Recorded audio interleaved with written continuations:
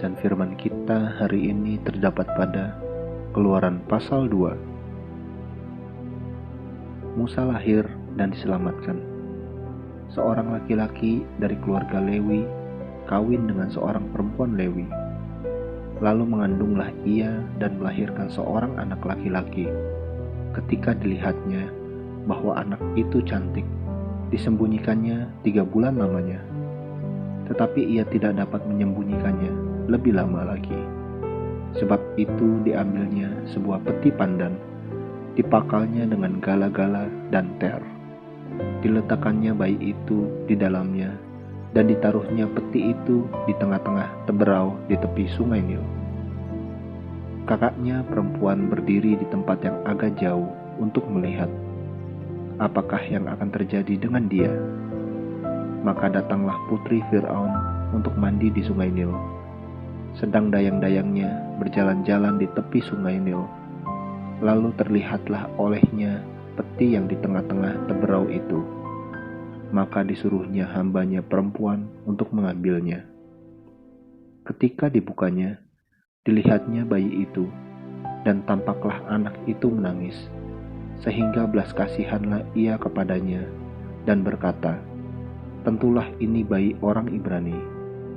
Lalu bertanyalah kakak anak itu kepada putri Fir'aun, "Akan kupanggilkah bagi tuan putri seorang inang penyusu dari perempuan Ibrani untuk menyusukan bayi itu bagi tuan putri?" Sahut putri Fir'aun kepadanya, "Baiklah." Lalu pergilah gadis itu memanggil ibu bayi itu. Maka berkatalah putri Fir'aun kepada ibu itu, "Bawalah bayi ini dan susukanlah dia bagiku.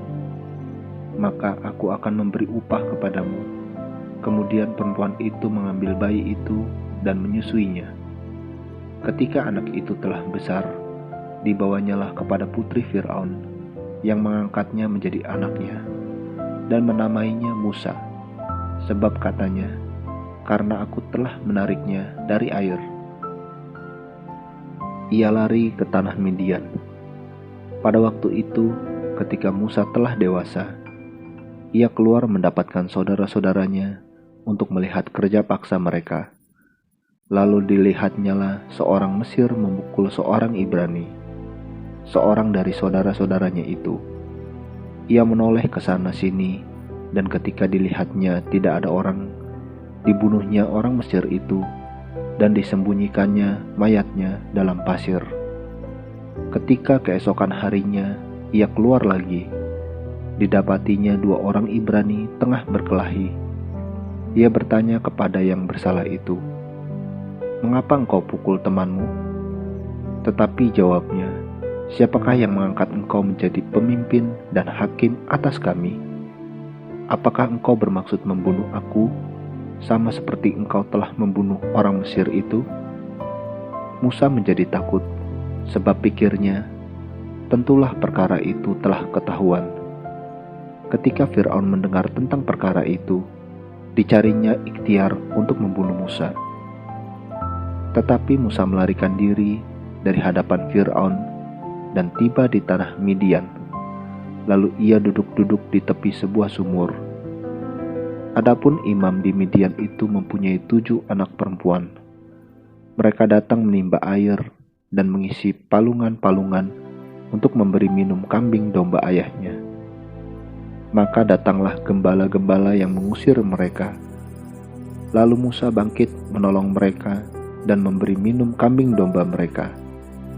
Ketika mereka sampai kepada Rehuel, ayah mereka, berkatalah ia, "Mengapa selekas itu kamu pulang hari ini?"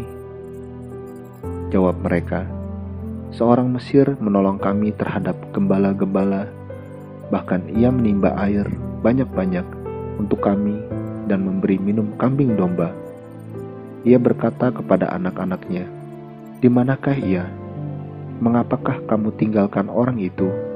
Panggillah dia makan." Musa bersedia tinggal di rumah itu. Lalu diberikan Rehuelah Zipora, anaknya, kepada Musa. Perempuan itu melahirkan seorang anak laki-laki, maka Musa menamainya Gersom, sebab katanya, Aku telah menjadi seorang pendatang di negeri asing. Musa diutus Tuhan. Lama sesudah itu, matilah Raja Mesir, tetapi orang Israel masih mengeluh karena perbudakan, dan mereka berseru-seru, sehingga teriak mereka minta tolong karena perbudakan itu sampai kepada Allah.